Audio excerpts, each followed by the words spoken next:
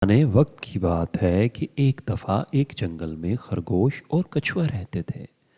دونوں کی گہری دوستی تھی۔ خرگوش اکثر کچھوے کی سست رفتاری پر ہنستا تھا۔ ایک دن کچھوے کو غصہ آ گیا۔ اس نے خرگوش سے اس کے ساتھ ریس لگانے کو کہا۔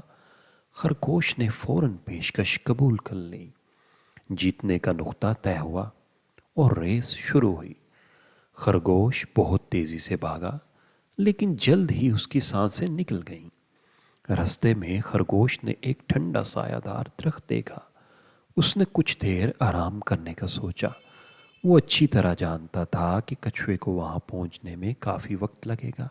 وہ لیٹ گیا اور جلد ہی اچھی طرح سے سو گیا۔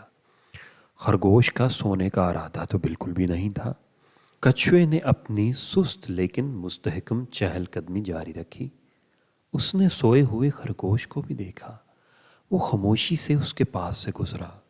جب خرگوش جیتنے والے مقام پہ پہنچا تو اسے وہاں کچھوا ملا۔ خرگوش بہت شرمندہ ہوا۔ اس نے مستقبل میں کسی پر نہ ہنسنے کا فیصلہ کیا۔ اخلاقی سبق: غرور کا سر نیچا۔